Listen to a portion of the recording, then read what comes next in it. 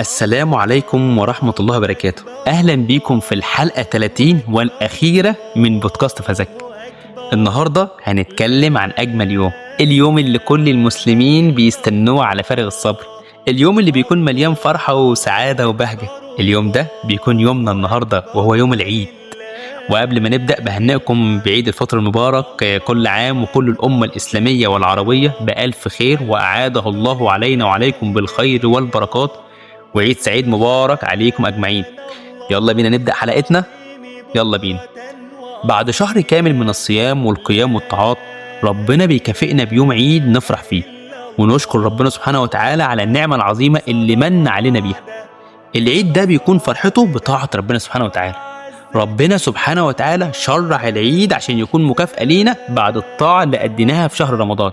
النبي صلى الله عليه وسلم قال: للصائم فرحتان، فرحة عند فطره وفرحة عند لقاء ربه. يعني فرحة العيد مش بس فرحة شكلية زي ما احنا بنشوفه كده، لا دي كمان بتكون فرحة بطاعة ربنا سبحانه وتعالى، واننا أدينا الفريضة اللي فرضها علينا ربنا خلال الشهر الكريم. طيب ازاي نقضي ونفرح بيوم العيد؟ اول حاجة كده ابدأ العيد بصلاة الفجر والتكبير. من سنن العيد انك تبدأ يومك بصلاة الفجر وتفضل تكبر لحد ما تروح تصلي العيد، زي ما قال ربنا سبحانه وتعالى: قال الله تعالى: ولتكبروا الله على ما هداكم ولعلكم تشكرون. التكبير سنة جميلة بتخلي قلبك مليان بحب وعظمة ربنا سبحانه وتعالى، وبتحسسك بجمال اليوم ده، وبالذات لما يكون في بدايته. تاني حاجة صلاة العيد، الصلاة اللي بنستناها من العيد للعيد. صلاة العيد مش مجرد صلاة عادية، دي مناسبة عظيمة جدا بيجتمع فيها المسلمين في المساجد والساحات، والكل بيكون فرحان، والأطفال لابسين لبس جديد، واللحظات الروحانية الجميلة دي لازم تحرص عليها وتعيشها معاهم. تالت حاجة، البس أحسن لبس عندك وخلي الابتسامة دايما على وشك. من سنن العيد إنك تلبس أنظف وأحسن حاجة عندك، وتكون في أحسن صورة كمان، والنبي صلى الله عليه وسلم كان بيحب التطيب والتزين في يوم العيد. رابع حاجة، افرح وفرح غيرك. انت مش هتخسر حاجة لما تكون سبب في فرحة اللي حواليك، فما تفرحش لوحدك وفرح اهلك واصحابك وقرايبك. العيد مش عيدك لوحدك، ده عيد لكل المسلمين، فما تنساش حد من الفرحة وانك ترسم على وشه الابتسامة، وخصوصا لو حد محتاج او زعلان في اليوم ده. خامس حاجة، زكاة الفطر، ودي أنا عملت حلقة كاملة عليها، هتلاقوها في الحلقة 26، أو هسيب لكم رابط الحلقة تحت في الوصف أو الكومنتات.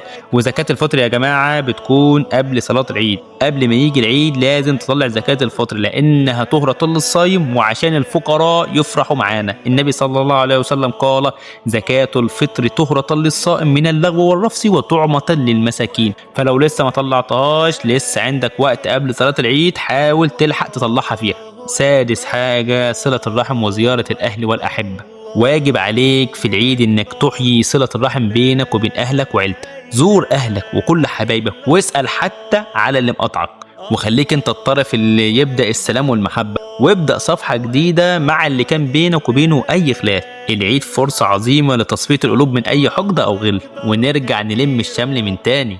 سابع حاجة ودي أهمهم، إياك والمعاصي في العيد. إحنا لسه مودعين رمضان وقلوبنا مليانة حب وطاعة لله سبحانه وتعالى، فما تخليش العيد يكون سبب في إنك تقع في معصية. ناس كتير بتعتبر العيد فرصة إنك تعمل كل اللي نفسك فيه حتى لو فيها معصية، لكن الصح إننا نفرح بطاعة ربنا مش بمعصيته.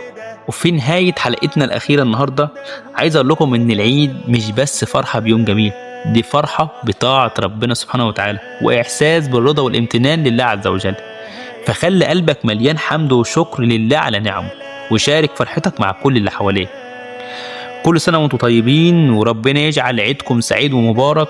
ما تنسوش تنشروا الحلقة وتكونوا سبب في نشر الفرحة والبهجة والخير في قلوب كل حبايبكم. أشوفكم رمضان الجاي إن شاء الله، إذا كان لنا عمرا وبلغنا الله رمضان لا فاقدين ولا مفقودين.